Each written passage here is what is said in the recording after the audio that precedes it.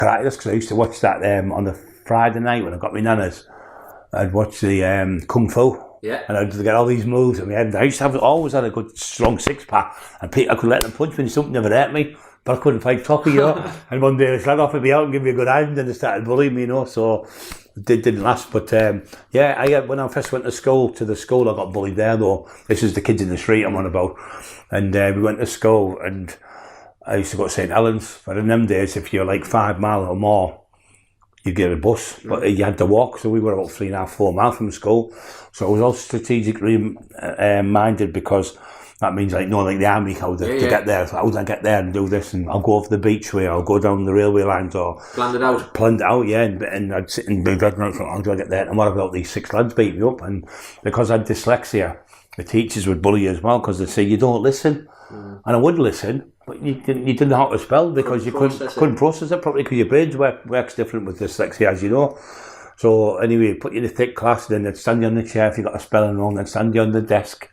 But you stood on the desk like a lemon, everyone laughing at you in the class, and a D on your head in the corner and things like that. Horrible. That was the teachers. So anyway, I started thinking, how do I get away from them? And miss, I've got to go, I feel bad, and get out early or something, and daft little things like that, And then you couldn't tell your mum and dad, because they'd say get out and have a fight, because they were old fashioned, And you'd make things up like you were bad, and then we'd nick off school with my mate, Dorsey, and we used to we'd break in the way we'd pull the door open and get in the door, or the window and get in this hole, and it was where they used to put the stuff for the rugby club under the stands, and we'd go in there and sleep. And then we'd go about 12 o'clock, we'd break, and one would go to the shop with a note. And the man would be getting all the stuff, getting that, and I'd be over the back wall, getting the stuff out the freezer, out the back, But that's the only way you had to live. You never got fed, we struggled for food and everything them days, and we'd have to go to the beach and get cold, because we'd freeze, because we'd like sea cold, And we'd do things. I got a load of books from school, given for out, and I went around all the doors, and I was selling for 2 pence each, and give my mum the money, and made a couple of quid.